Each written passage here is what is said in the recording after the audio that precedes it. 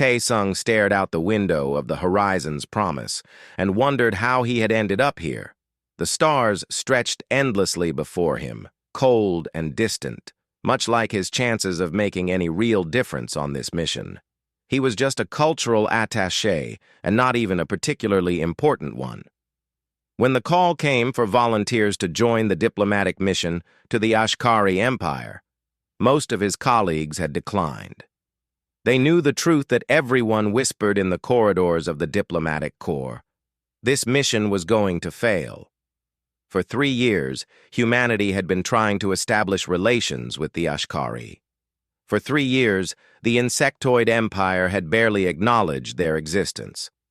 The Ashkari were ancient, powerful, and utterly uninterested in the young species that had only recently stumbled onto the galactic stage. They had technology that humanity could barely understand, ships that moved through space like living things, and a history that stretched back thousands of years before humans had even discovered fire. Ambassador Hae-won stood at the front of the briefing room, her face calm but her eyes tired. She had led every attempt to contact the Ashkari, and each time she had returned with nothing but polite rejections. This was the final attempt. The Ashkari Queen had made it clear that if this meeting did not produce results, the borders of the empire would close to humanity forever. "We have one chance," Hae-won said, her voice steady. "Queen Velmira has agreed to receive us in her palace on the throne world. We will present our gifts, make our case for alliance, and hope that something we offer interests them." Tae-sung looked around the room at the other members of the delegation. There was Captain Dae-hyun, the military commander who seemed more comfortable with weapons than words. There were the scientists, the trade negotiators, the technology experts. All of them looked nervous. All of them knew that humanity needed this alliance. The galaxy was a dangerous place, and without powerful friends, humans were vulnerable. The gifts were laid out on a long table in the cargo bay. Tae-sung had helped catalog them over the past week. There were bars of refined metals so pure they seemed to glow with inner light. There were data crystals containing humanity's greatest artistic achievements, music and literature and visual art, compiled by the best minds on Earth. There were technological devices, small but sophisticated, designed to demonstrate human ingenuity. And there were the holograms, stunning three-dimensional artworks that shifted and changed as you watched them. Everything was carefully chosen, expensive, and ultimately meaningless. Tae-sung knew it, even if no one else wanted to admit it. The Ashkari had metals that humans had never even heard of. Their art was so complex that human minds could barely process it. Their technology made humanity's greatest achievements look like children's toys. What could they possibly offer to beings who had everything? He walked back to his quarters after the briefing, his mind heavy with doubt. His room was small, just a bed and a desk and a tiny window that looked out at the stars. On the desk sat his personal bag, already packed for the mission. He opened it and looked at the contents. Clothes, a data pad, toiletries, the usual things. And at the bottom, wrapped in a protective cloth, was the item he had brought without really knowing why. It was a notebook, small and worn, with a bright yellow cover that had faded over the years. His daughter Ji-hai had used it when she was 7 years old. She had filled it with drawings, the kind that children make with crayons and markers and no concern for perfection. There were pictures of their family, stick figures holding hands under a smiling sun. There were drawings of their house with its green door and the tree in the front yard where Ji-hai had loved to climb. There were imaginary creatures, aliens that she had invented based on the stories Tae-sung told her about his work. On the last page was a drawing that had made him laugh when he first saw it. Ji-hai had drawn what she called the pretty alien queen. It was a figure with large eyes and what might have been wings or antennae surrounded by stars.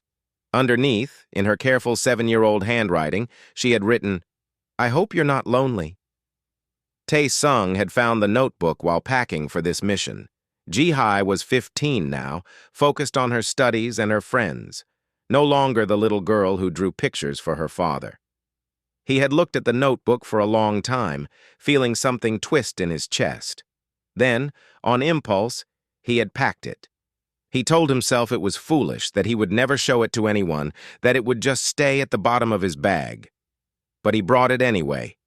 Now, sitting in his quarters with the weight of the coming mission pressing down on him, he took out the notebook and flipped through the pages. Each drawing was so simple, so honest. Jihai had not been trying to impress anyone or achieve anything.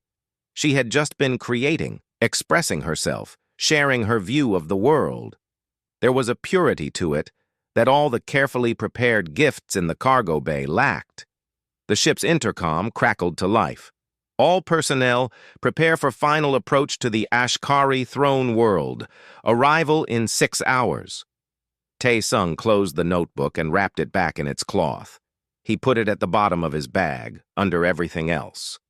It was a silly thing to bring on a diplomatic mission. No one would ever see it. But somehow having it with him made him feel less alone. He went to the observation deck and watched as the Ashkari throne world came into view. It was beautiful in a way that made his breath catch. The planet seemed to shimmer, its surface covered in structures that looked like crystals grown from the earth itself.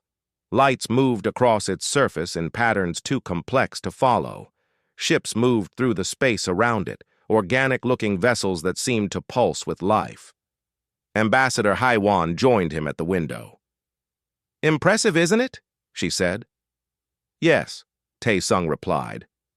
"We're going to fail," she said quietly, her diplomatic mask slipping for just a moment. "You know that, don't you?" Tae-sung nodded. "Yes." "But we have to try anyway." "Yes." They stood together in silence, watching the alien world grow larger, knowing that in a few hours they would face beings far older and more powerful than themselves, and that nothing they had brought would likely matter at all. The crystal palace of the eternal swarm rose before them like a mountain made of light. Tae-sung had seen pictures, had read descriptions, but nothing had prepared him for the reality of it. The structure seemed to grow from the planet itself, massive spires of crystalline material that caught the light of the system's twin suns and scattered it in patterns that hurt to look at directly. The palace was not just a building, it was a statement of power, of age, of a civilization that had mastered things humanity could barely imagine. The human delegation walked through corridors that seemed to shift and change around them. The walls were alive with color, bioluminescent patterns that moved like slow waves across surfaces too smooth to be natural. The air smelled strange, not unpleasant, but utterly alien, a combination of scents that Tae-sung's brain could not quite process. Their Ashkari escorts moved in silence, their chitinous bodies making soft clicking sounds against the floor. They were insects, in the most basic sense. But calling them insects felt wrong, like calling humans monkeys. They walked upright on 2 legs, with 4 arms that moved with disturbing grace. Their bodies were covered in an exoskeleton that looked like polished black stone, but which reflected light in ways that suggested it was something far more complex. Their eyes were compound, multifaceted, impossible to read. Some wore clothing, others did not, and Tae-sung could not tell if there was a pattern to it. The throne room was vast. The ceiling soared so high above them that it disappeared into shadow. The floor was black and perfectly smooth, reflecting everything like dark water. And at the far end, on a throne that looked like it had been carved from a single massive crystal, sat Queen Velmira. Tae-sung felt his breath catch. He had known she would be large, that Ashkari queens were bigger than the workers and soldiers, but knowing and seeing were different things. She was easily 3 times the height of a human, her form powerful and elegant at once. Her exoskeleton was not black like the others, but a deep obsidian that seemed to contain stars, points of light that moved beneath the surface. Her eyes were like clusters of dark jewels, unreadable and ancient. Ambassador Haiwan stepped forward and bowed in the manner they had been taught. The rest of the delegation followed. Tae-sung kept his eyes down, trying to remember the protocol, trying not to think about how small and insignificant he felt in this place. "Your Majesty," Haiwan said, her voice steady despite the circumstances. "On behalf of humanity, we thank you for receiving us. We come in peace and friendship, hoping to build understanding between our peoples." The Queen's response came through a translation device that hung in the air between them. Her actual voice was a series of clicks and harmonics that seemed to resonate in Tai-sung's chest. The translator rendered it into flat, emotionless words. "You have been granted this audience. Present what you have brought." There was no warmth in the words, no curiosity, nothing but formal acknowledgement. Tae-sung glanced at Ambassador Haiwan and saw her jaw tighten slightly. This was already going worse than their lowest expectations. The gifts were brought forward one by one. Captain Dae-hyun presented the refined metals, explaining their purity and the difficulty of their creation. The Queen barely looked at them, a nod from one of her advisors, and they were taken away. The technology expert, a nervous man named Hyun-woo, demonstrated the devices they had brought. He spoke too quickly, his words tumbling over each other as he tried to explain the innovation behind each item. The Queen watched in silence. When he finished, she simply said, "Adequate." The devices were taken away. The art was presented next. The holograms were activated, filling the air with color and movement.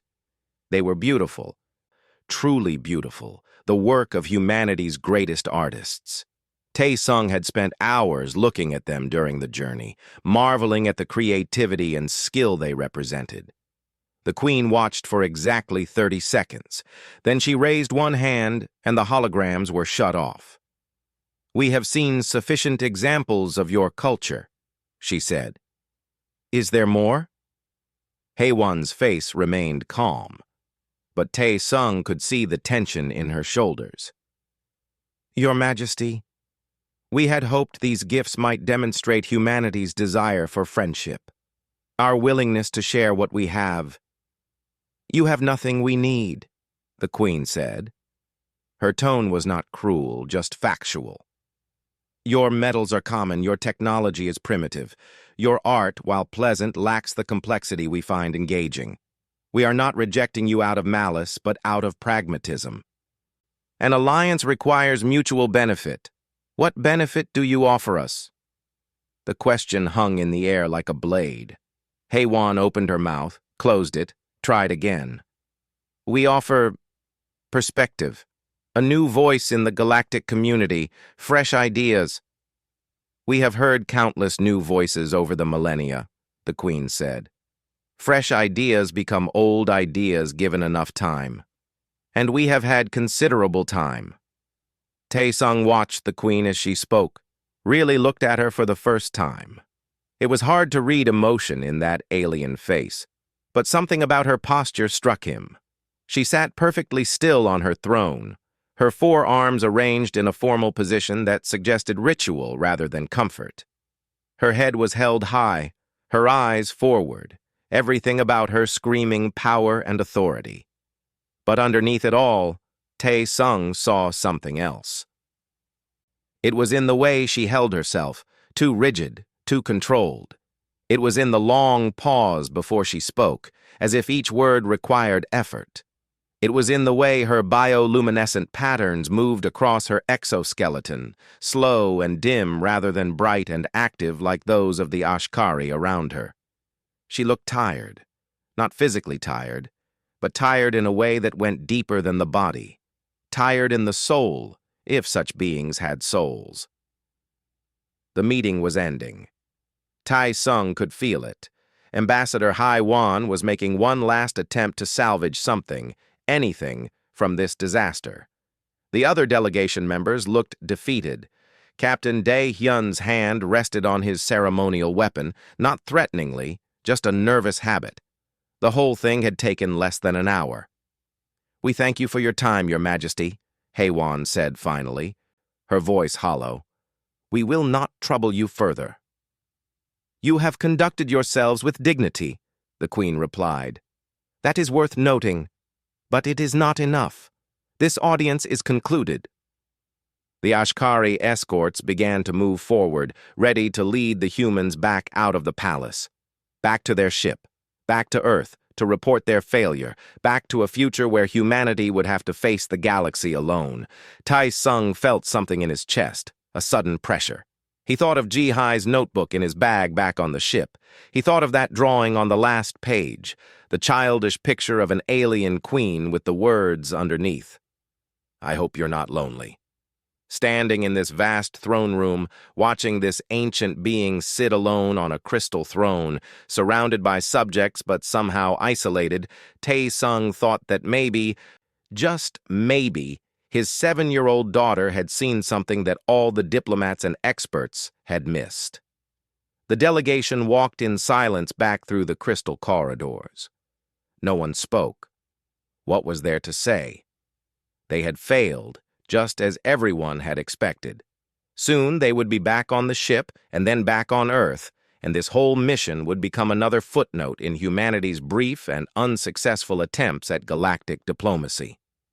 They were led to a reception hall to wait while their shuttle was prepared. It was a smaller room than the throne chamber, but still impossibly grand by human standards. The walls showed images of Ashkari history, scenes that shifted and changed like living memories. Tai Sung watched as armies marched across the walls, as cities rose and fell, as queens came and went across thousands of years. Subin, one of the junior diplomats, sat down next to him. She looked exhausted. "Well," she said quietly, "at least we tried." "Yes," Tai Sung replied. But something was churning in his mind, a thought that would not let go.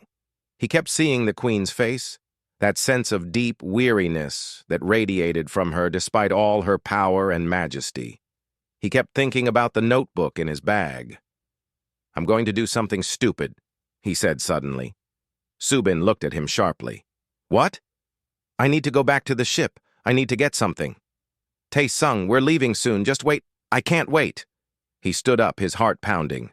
"I need to speak to the Queen again." Subin grabbed his arm. "Are you insane? The audience is over. You can't just demand to see her again. You're not even a senior diplomat." "You'll create an international incident. I know." Tai Sung pulled his arm free gently. "I know all of that, but I have to try." He walked toward the Ashkari guard stationed at the door. His legs felt weak, and his mouth was dry. Every rational part of his brain was screaming at him to stop, to sit down, to not make things worse. But he kept walking anyway. "Excuse me," he said to the guard. The translator device activated automatically. "I request a private audience with Queen Velmira." The guard's compound eyes regarded him without expression. For a long moment, nothing happened. Then the guard touched something on his arm and spoke in the clicking language of the Ashkari. Behind Tai Sung, he could hear Ambassador HFY's sharp intake of breath. "Tai Sung, what are you doing?" An answer came back through the guard's translator. "The Queen asks why a junior member of your delegation requests private audience after the formal meeting has concluded." Tai Sung's mind raced. What could he say? That he had a child's drawing? That he thought the Queen looked lonely? It all sounded ridiculous, even in his own head. "Tell her," he said slowly, "that I believe I have one more gift. Something small, something personal. If she will grant me 5 minutes, just 5 minutes, I will show her and then leave." The guard spoke again into his device. The wait felt eternal. Behind him, Tai Sung could hear Subin whispering urgently to Ambassador HFY. He could feel the eyes of the entire delegation on his back. He had probably just ended his career. But somehow, standing there waiting for the Queen's answer, he did not care. The guard's translator activated. "You have 5 minutes. Come alone." Subin grabbed his arm again as he turned toward the door. "Taesung, please. Think about what you're doing." "I have thought about it," he said. "I know it's stupid. I know it won't work. But I have to try anyway." He ran back to where their luggage was being held. The Ashkari escorts watched him with what might have been confusion. He found his bag, pulled out the notebook, and held it against his chest. Then he ran back to the reception hall, where a different guard was now waiting to escort him. The walk back through the palace felt different this time. Faster, more urgent. His heart hammered in his chest. What was he doing? What did he think would happen? He was about to show an ancient alien queen a child's drawing. It was insane. They did not go back to the throne room. Instead, the guard led him to a smaller chamber, intimate by the standards of this place but still large by human measure. The walls here were softer somehow, the light less harsh. And there, standing by a window that looked out over the crystalline city, was Queen Velmira. Without her throne, without the full court around her, she seemed different. Still massive, still imposing, but somehow more real. She turned as he entered, and her bioluminescent patterns flickered with what might have been curiosity. "You have 5 minutes," she said through the translator. "Speak." Taesung bowed, his hands trembling as they held the notebook. "Your Majesty, I am not an important person. I am just a cultural attaché, and not a very successful one. I should not be here, but I saw something during our meeting, and I could not leave without at least trying." "Trying what?" "To give you this." He held out the notebook. "It's not valuable. Not in any material sense. It won't benefit your empire. It has no strategic value. But it's real, and it's honest. And I think maybe that matters." One of her 4 arms reached out and took the notebook. Her fingers were surprisingly delicate as they opened the cover. Taesung watched as she looked at the first page, a drawing of stick figures holding hands. She turned the page, then another. She moved through the notebook slowly, her eyes scanning each simple drawing. The translator was silent. Taesung could not tell what she was thinking, could not read anything in that alien face.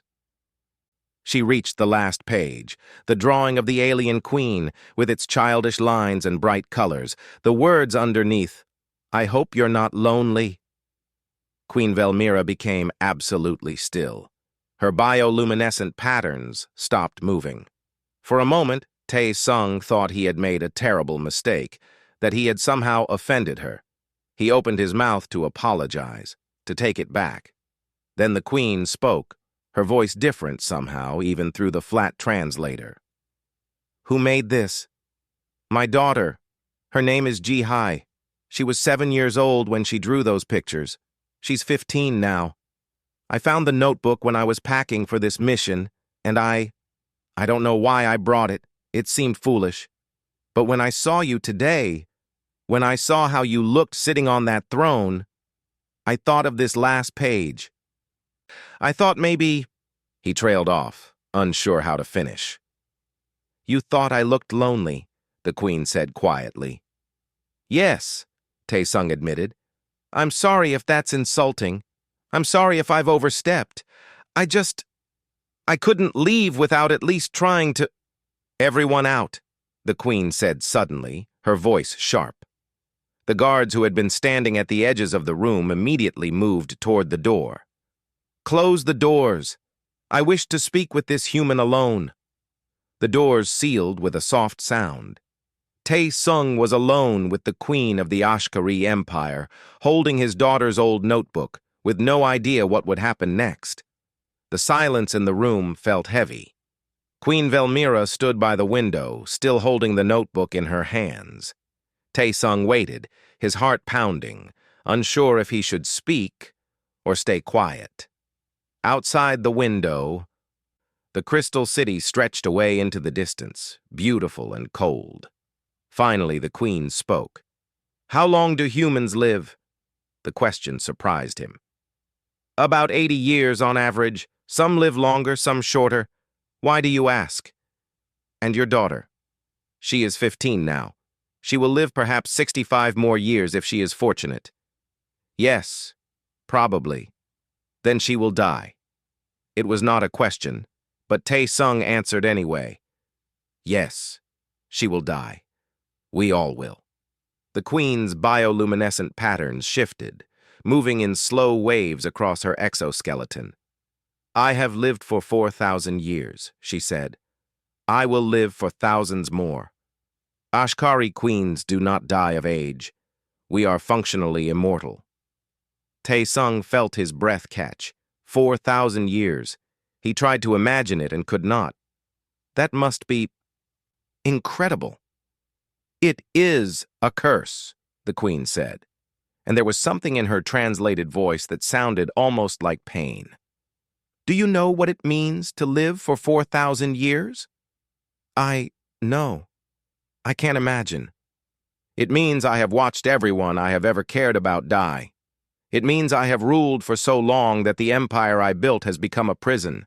It means that nothing surprises me anymore. Nothing moves me because I have seen it all before. New species rise and fall. Empires come and go. Even the stars change, given enough time.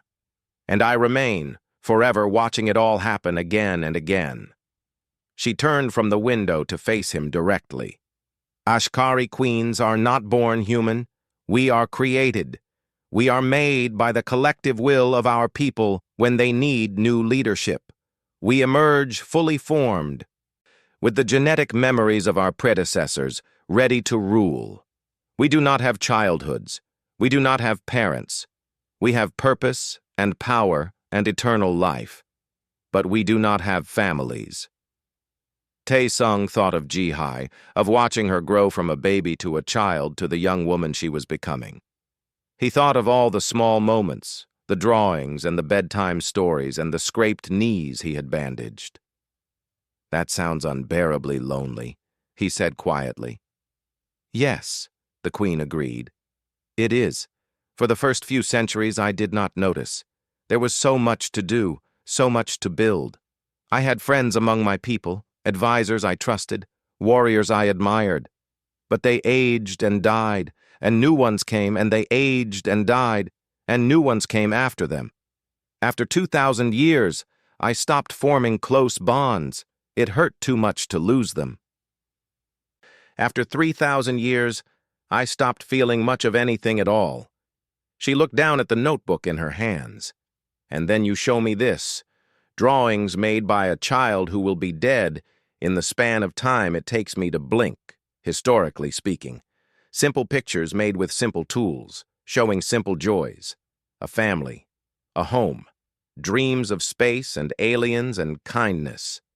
Her finger traced the words on the last page. I hope you're not lonely. She has a good heart, Tae-sung said. She always has. Even as a little girl, she worried about others. She used to leave food out for stray animals. She would cry when plants died. She drew that picture after I told her about this mission, about the alien queen we were going to meet. And she said... He paused, remembering. She said that being a queen must be hard, because everyone expects you to have all the answers and you can never show weakness. And she hoped you had friends. The Queen's patterns flickered rapidly. She understood something that most beings never realize.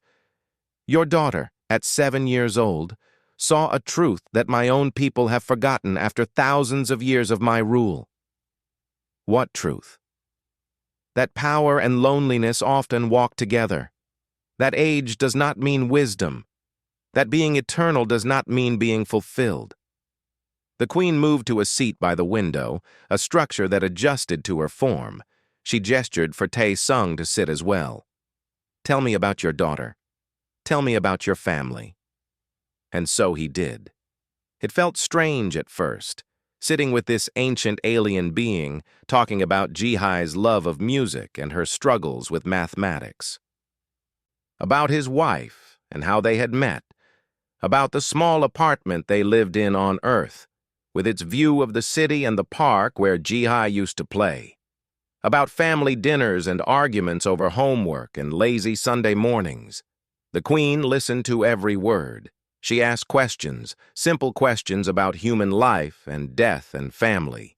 She wanted to know what it felt like to watch a child grow, what it meant to know you would die someday, how humans handled the knowledge that their time was limited. "We treasure things because they don't last," Tae-sung tried to explain. "Every moment with my daughter is precious because I know there will be a last one. Every drawing she makes, every conversation we have, it matters because time is limited. If we lived forever, would anything really matter?" "I have asked myself that question for 2,000 years, the Queen said, "and I have not found a satisfying answer." Hours passed. Tae-sung lost track of time. The Queen spoke about the Ashkari, about their culture and history. She told him things that she said she had never told anyone, about the weight of leadership and the burden of immortality. She spoke about the early days of her reign, when she had still felt joy and excitement, about the slow fading of emotion as the centuries rolled past. "My people are stagnant," she admitted. "We do not create anymore. We maintain. We preserve. Everything is ritual and tradition. The young Ashkari no longer dream of new things, because I have already done everything. I have explored every world in our territory. I have written treatises on every subject. I have composed music in every possible style. What is left for them to do but follow the patterns I have set?" "Maybe you could stop," Tae-sung suggested carefully. "Maybe you could step down, let someone else lead. It has never been done. Queens rule until they choose to end their own existence, which happens rarely. To step down would be seen as weakness, as failure. Or it could be seen as wisdom, as knowing when to let go." The Queen looked at him for a long moment. "Your species is so young. You have barely left your own solar system. Your technology is primitive by our standards. Your lifespans are brief. Yet you understand things that we have forgotten. How is that possible?" "Maybe because we're young," Tae-sung said. "Maybe because we're still learning. Maybe because we know we don't have forever. So we pay attention to the small things, the things that matter." The Queen stood and walked back to the window. She still held Jihai's notebook. "I am going to do something unprecedented," she said. "I am going to grant humanity a formal alliance with the Ashkari Empire." Tae-sung stood up quickly. "Your Majesty, That's wonderful, but I don't understand. We have nothing to offer you. You said so yourself." "You have given me something I thought I would never receive again," the Queen said. "Hope. Your daughter, without knowing me, without even knowing if I existed, saw through to the heart of what it means to be a queen. She saw past power and majesty to the person underneath, and you, without any expectation of reward, showed me that drawing. You gave me a gift that cost nothing but means everything." She turned back to face him. "I do not need your metals or your technology. I do not need your art or your ships. But I need what humanity can teach us. I need to remember what it means to feel, to care, to treasure moments because they are fleeting. Your species may be young, but you have something we have lost, and I want my people to learn from you." Tae-sung felt tears in his eyes. "Thank you, Your Majesty. Thank you for listening." "Thank your daughter," the Queen said softly. "A child who never met me saw my loneliness across the stars and cared. That is a gift beyond measure." Word spread through the palace like fire through dry grass. The human delegation waited in the reception hall, anxious and confused. Tae-sung had been gone for hours. Subin paced back and forth, convinced that something terrible had happened. Ambassador Haiwan tried to maintain her diplomatic calm, but her hands betrayed her, fidgeting with her tablet. When the doors finally opened and Tae-sung walked through, everyone rushed toward him. Are you all right? Subin grabbed his shoulders. What happened? We thought... The Queen wants to see all of you, Tae-sung said, his voice still shaking with disbelief. She's granting us the alliance. Full diplomatic relations, cultural exchange, everything we asked for. The silence that followed was absolute. Ambassador Haewon stared at him as if he had spoken in an alien language. Captain Daehyun's mouth opened and closed without sound. Finally, Haewon found her voice. What did you do? I showed her a notebook, Tae-sung said simply.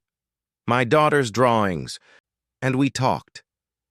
You talked, Haewon repeated slowly. For hours. With the Queen of the Ashkari Empire. About your daughter's drawings. Yes.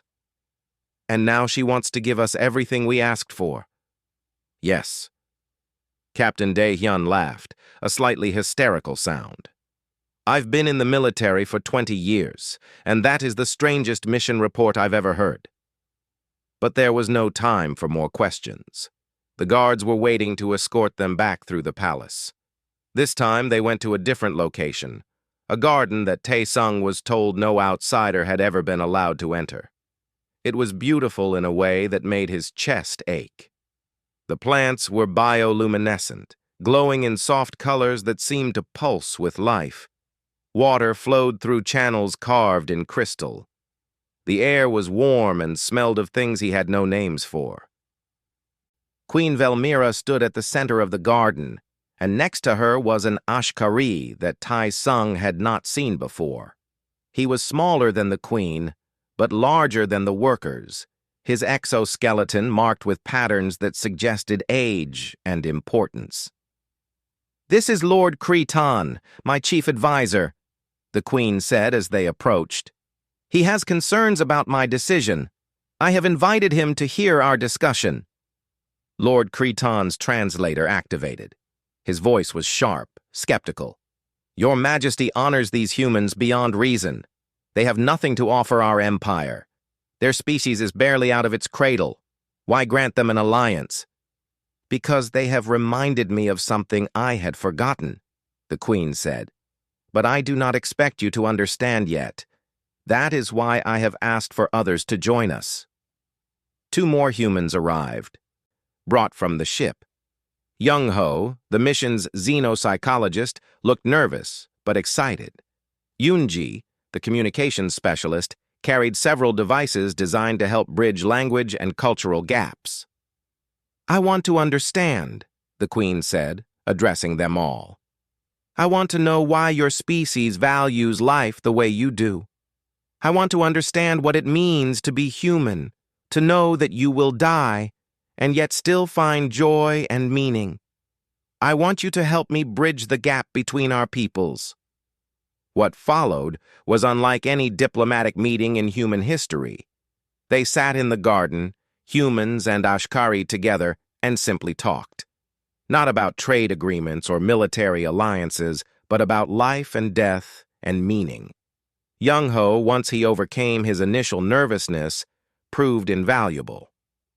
Your Majesty, humans have always lived with death, he explained.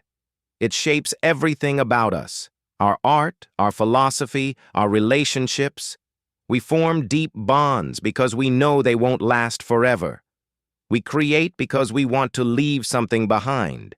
We love fiercely because time is precious. But does it not cause despair? Lord Cretan asked. Knowing that you will cease to exist? Sometimes, Young-ho admitted. But it also gives life urgency and meaning. Every day matters because there are only so many of them. Yoon-ji set up translation devices that could capture more of the nuance in both languages. As the technology improved, the conversation deepened. The queen began to speak more freely, her words less formal and more personal. She told them about the early years of her reign, when the Ashkari had been different. We used to create, she said. Artists would develop new forms of expression. Scientists would explore unknown phenomena, but over time everything became about preservation, about maintaining what we had rather than building something new. I thought it was maturity, wisdom. But now I wonder if it was just giving up. You haven't given up, Tae-sung said. You're here, aren't you? Talking to us. Trying to understand. That's not giving up. The Queen's bioluminescent patterns shifted, brightening. Your daughter's drawing said she hoped I was not lonely. The truth is, I have been lonely for thousands of years. But I did not realize it until I saw those simple words. I have advisors and subjects and servants, but no friends. No one who sees me as anything other than the eternal queen. Maybe that can change, Yoonji suggested softly. Maybe that's what this alliance could be. Not just trade and treaties, but genuine connection. Lord Cretan listened to all of this in silence. Finally, he spoke. Your Majesty, I have served you for 80 years, which is the entirety of my life. In that time, I have never seen you speak this way. I have never seen you show vulnerability. It troubles me, but... He paused. It also reminds me of stories my grandmother told, of queens from ancient times who laughed and dreamed and sometimes made mistakes. I thought those were myths. Perhaps I was wrong. The conversation stretched on for hours more. They talked about human families and Ashkari hive structures, about art and music and what beauty meant to each species, about fear and hope and the experience of time. At one point, the Queen asked to see more examples of human creativity. Not your best works, she clarified. Not the pieces you prepared to impress me. I want to see the things you make for yourselves, the things that have meaning to you. Tae-sung pulled out his data pad and showed her pictures from Earth. Not the grand monuments or famous artworks, but personal photos. Children playing in parks, street musicians performing for small crowds, gardens that people tended in their spare time, handmade crafts sold at local markets. The Queen studied each image carefully. These things have no strategic value, no grand purpose. Why do you make them? Because they bring us joy, Tae-sung said. Because creating something, even something small, makes us feel alive. Because sharing what we make with others connects us. We have forgotten this, the Queen said quietly. We create only what is necessary, what serves the empire. When did we stop creating for joy? Perhaps you can remember, Ambassador Haiwan said, finally finding her place in this strange conversation. Perhaps that is what this alliance can be, a chance for both our peoples to learn from each other. You can teach us about your ancient wisdom, your technology, your history, and we can remind you of the things you've forgotten, the small joys, the value of brief, bright moments. The Queen stood and walked to the edge of the garden, looking out over her crystal city. I am going to make an announcement, she said. I am going to tell my people that the humans have given me a gift of great value, and I am going to show them what it is. The notebook? Tae-sung asked, surprised. Yes. I am going to display it in the Hall of Treasures, among the most precious artifacts of our civilization. And I am going to explain why a child's drawing is worth more to me than all the elaborate gifts your delegation prepared. Lord Cretan's patterns flickered with what might have been alarm. Your Majesty, the people will not understand. They will see it as madness. Then let them, the Queen said. It is time for my people to be surprised. It is time for them to question. It is time for things to change. She turned back to the humans. Stay, please. Stay as guests in my palace. Help me understand your species. Help me remember what it means to feel wonder. Ambassador Haiwan bowed. It would be our honor, Your Majesty. The announcement came the next morning, broadcast across every world in the Ashkari Empire.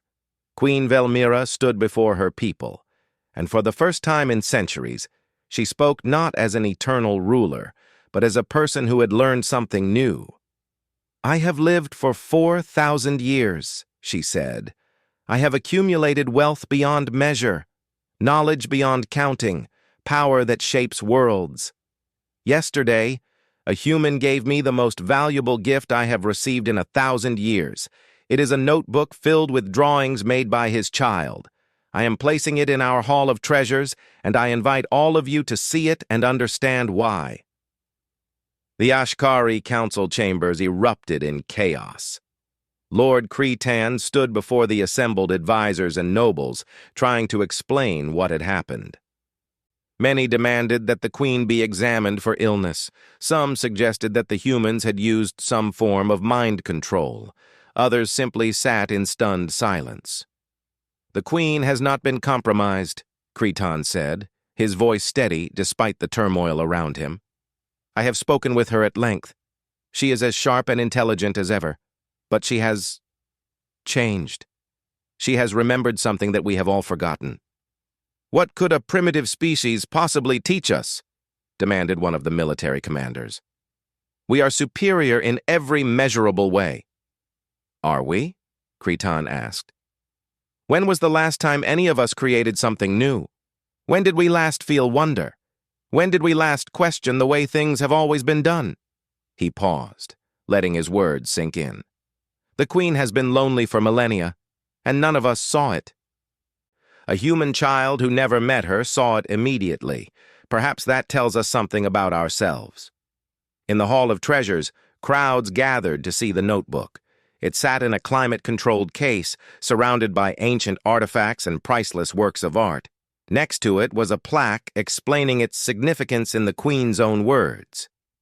This simple gift reminded me that the most valuable things are not always the most elaborate. A child's sincere wish that I not be lonely has done more for my spirit than 1,000 years of ceremony and tribute. The younger Ashkari, those under 100 years old, stared at the drawings with curiosity. One young artist stood before the notebook for hours, studying the simple lines and bright colors. "It's so free," she said to her companion. "No rigid structure. No adherence to the 7 forms of traditional composition. Just expression." "The queen called it valuable," her companion replied, his tone skeptical. "Maybe it is," the artist said slowly. "Maybe we have been so focused on perfection that we forgot how to just create." News of the alliance reached Earth within hours. The communications burst from the delegation included a personal message from Tae-sung to his family. When Ji-hai opened the message and learned what had happened, she sat in stunned silence for a full minute. "Mom," she finally said, her voice small. "Dad showed the queen my old drawings." Her mother, who had been reading the same message with tears in her eyes, pulled Ji-hai into a hug. "He did. And apparently, they changed everything." "But they're just silly drawings I made when I was little," Ji-hai protested. "I drew the alien queen with 6 eyes and butterfly wings. That's not even what they look like." "That's not what matters, sweetheart. What matters is what you wrote, about hoping she wasn't lonely. Your father says that's what touched her." Ji-hai looked at her hands, these same hands that had held those crayons 7 years ago, just drawing pictures because it made her happy. "I was just thinking about how hard it must be to be a queen. Everyone always watching you, expecting you to be perfect. I thought she might need a friend." "Well," her mother said, "it turns out you were right." The media response was overwhelming. Ji-hai's school was flooded with requests for interviews. The family's apartment became a gathering point for reporters and government officials. Ji-hai hated the attention, but she agreed to one interview, a simple conversation with a small local news outlet. "What made you think the alien queen would be lonely?" the interviewer asked. Ji-hai thought about it carefully. "When you're in charge of everything, you can't really talk to anyone. Everyone wants something from you, or they're afraid of you, or they think you're too important to bother with their problems. That sounds really lonely to me." The clip went viral, Within days, it had been viewed by millions of people across Earth and had somehow been transmitted to the Ashkari homeworld, where young Ashkari watched a human teenager explain empathy in simple, clear terms. Back in the Crystal Palace, Tae-sung and the delegation had become unlikely celebrities. The Queen invited them to formal events, but also to private gatherings. She wanted them to meet different members of Ashkari society, to share human perspectives, to help bridge the vast cultural gap. At one such gathering, a young Ashkari poet approached Tae-sung nervously. "I have written something," she said through the translator.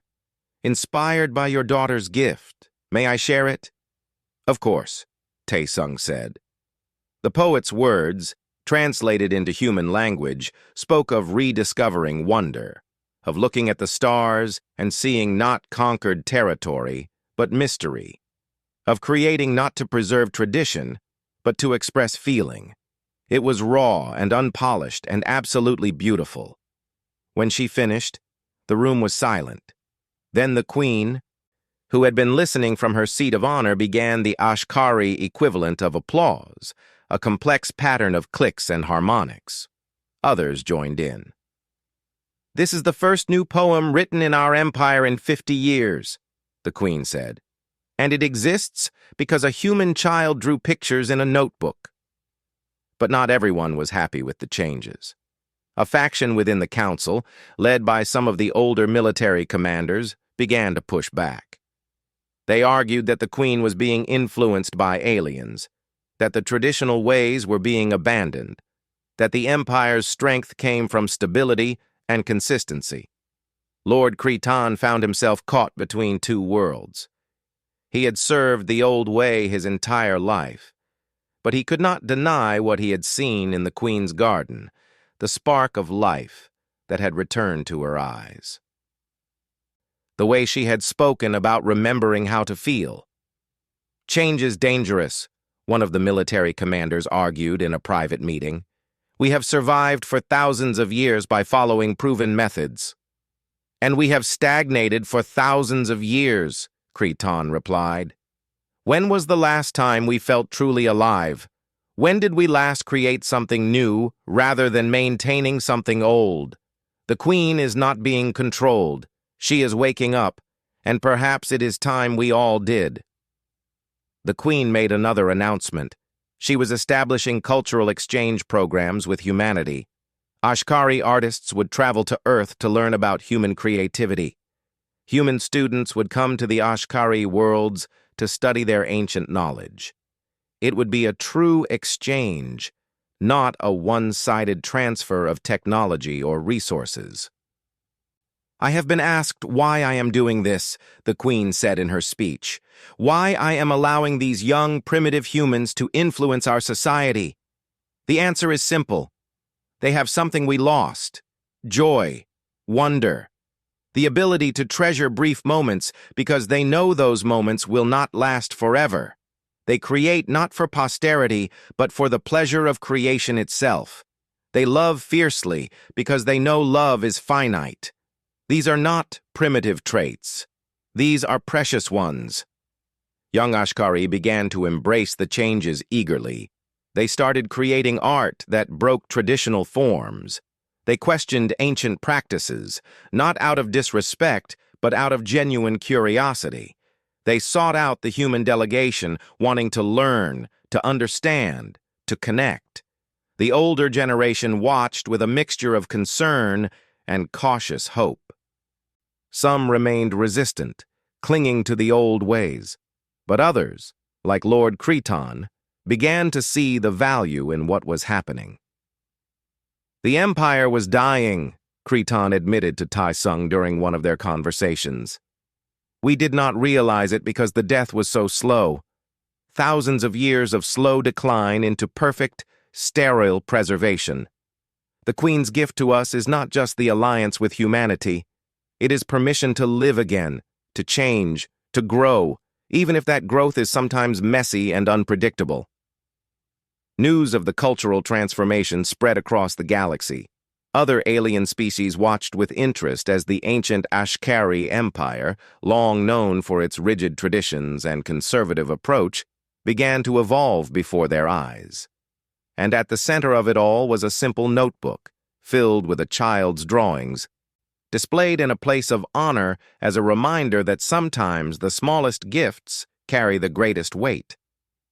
6 months had passed since Tae Sung had shown Queen Velmira a notebook filled with his daughter's drawings. Now, standing at the entrance to the Crystal Palace's newly opened cultural center, he still could not quite believe how much had changed. The center was a collaboration between humans and Ashkari, a space designed to celebrate both cultures. Human architects had worked with Ashkari builders to create something entirely new, a structure that combined the organic flow of Ashkari design with the warmth and intimacy of human spaces.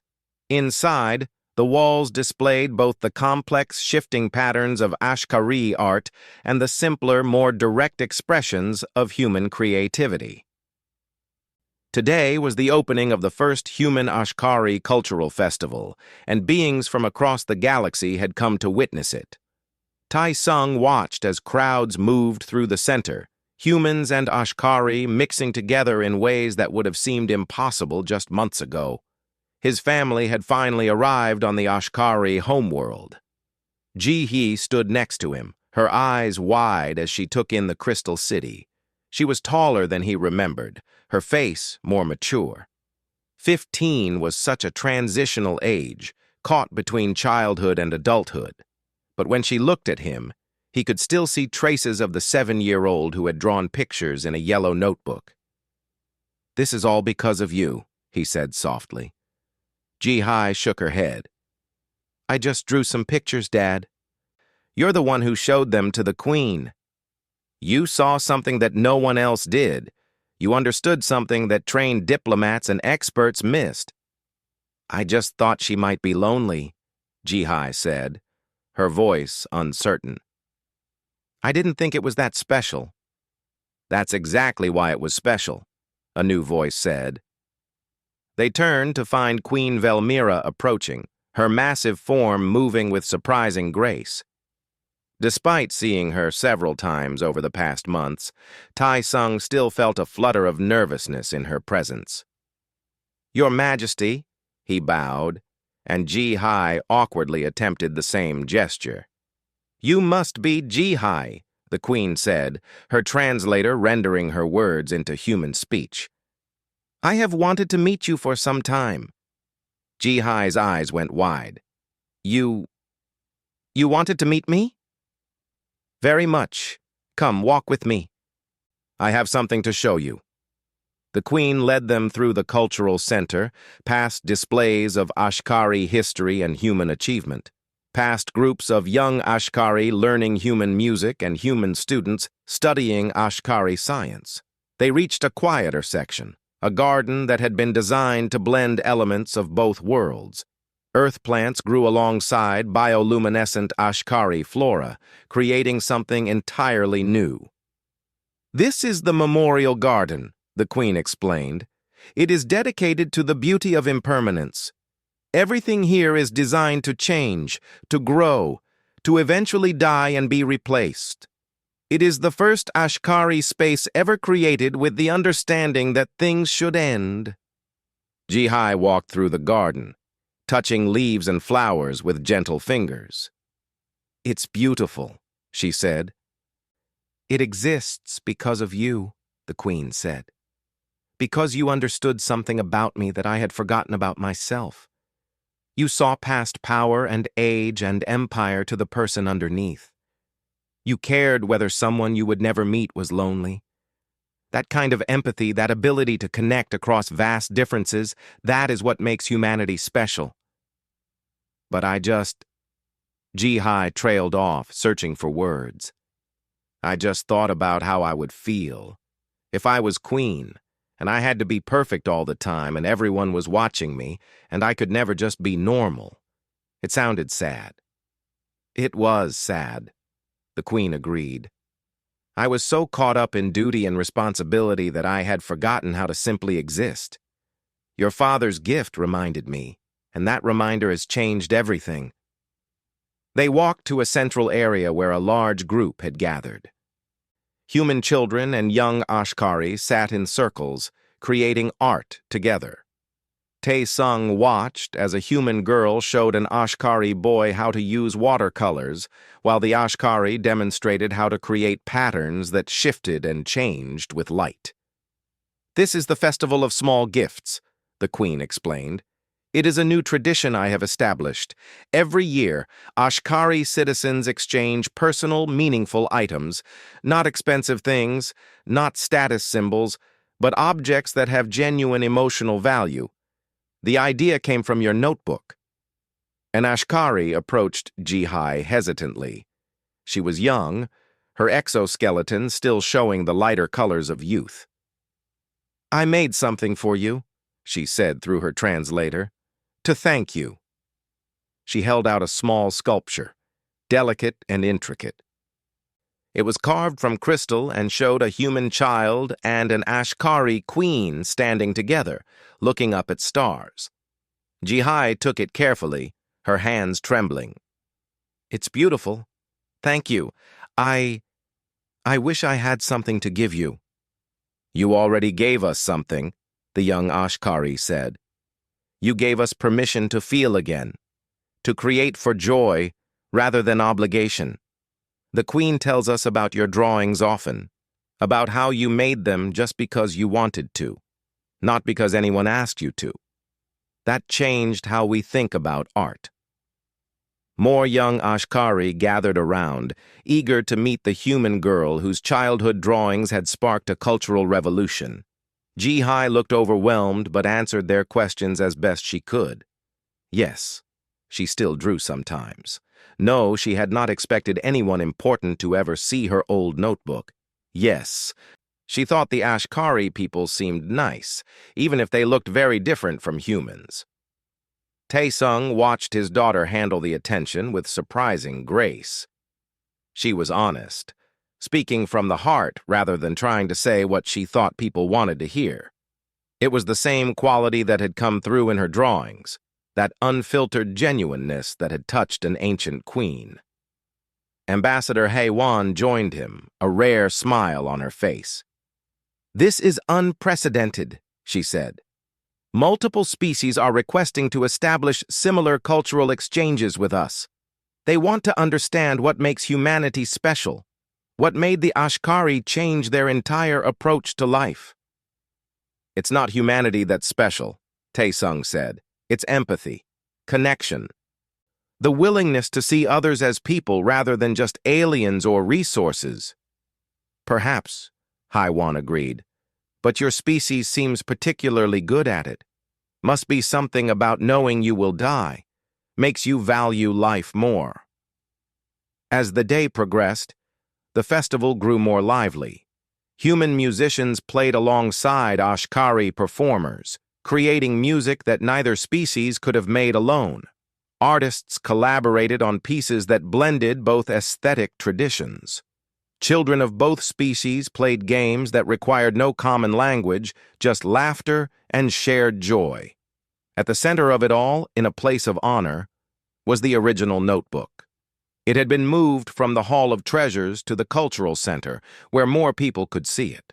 A constant crowd surrounded it, both humans and Ashkari, studying the simple drawings with reverence. As evening fell, the Queen made a final announcement to the gathered crowd. She stood on a platform where everyone could see her, her bioluminescent patterns glowing bright in the dimming light. "For 4,000 years I have ruled the Ashkari Empire," she said. "I have expanded our territory, advanced our technology, and maintained our traditions. I believed this was enough. I believed that power and preservation were the highest goals. I was wrong." A murmur ran through the crowd, both excited and nervous. "A human child taught me that life is not about lasting forever. It is about the moments we experience, the connections we make, the beauty we create and share. I have been training successors, teaching younger Ashkari the skills of leadership. When they are ready, I will step down." I will become the first Ashkari queen to voluntarily leave the throne." The announcement sent shockwaves through the assembled beings. Lord Cretan, standing near the front, showed patterns of surprise, but also understanding. He had known this was coming, had helped plan for it, but hearing it announced publicly was still startling. "This does not mean abandoning my people," the Queen continued. "It means trusting them to grow and change and lead themselves into a future I cannot predict. It means accepting that my time as ruler should end so that new voices can emerge. It means learning to be a person rather than just a symbol." She looked directly at Ji-Hai. "I was asked recently what I have learned from humanity. The answer is simple but profound. I learned that endings are not failures, that change is not weakness. That opening yourself to connection, even knowing that connection will someday end, is the bravest and most valuable thing any being can do." The Queen stepped down from the platform and walked to where Ji-Hai stood. She bent down, bringing her massive form closer to the human girl's level. "Thank you," she said simply, "for seeing me when no one else did, for caring when you had no reason to, for reminding me what it means to be alive." Ji-Hee, tears streaming down her face, managed to say, "You're welcome. I'm glad you're not lonely anymore." "I am not," the Queen agreed. "For the first time in thousands of years, I am not." The festival continued late into the night. Tai Sung stood with his family, watching humans and Ashkari celebrate together, and felt a deep sense of peace. He had come to this world expecting to fail, carrying a child's notebook because he had not known what else to do. He had acted on impulse, on the simple belief that a lonely being deserved kindness, regardless of who or what they were. And that small act, that tiny gesture of empathy, had changed the course of history for two entire species. Years would pass.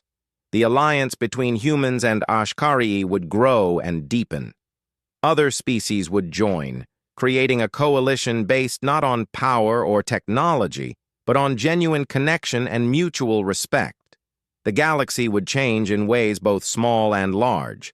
But on that night, in a garden designed to celebrate the beauty of things that do not last forever, a human family and an ancient queen stood together under alien stars, sharing a moment of pure joy.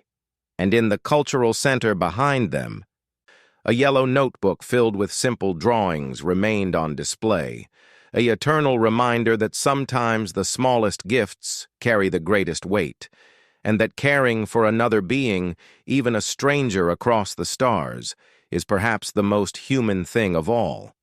The story of how humanity joined the galactic community would be told and retold across countless worlds. But those who were there, who witnessed the beginning, knew the truth. It was not advanced technology or military might that opened the door. It was a child's drawing and the words written underneath, "I hope you're not lonely." In the end, that hope was enough to change everything.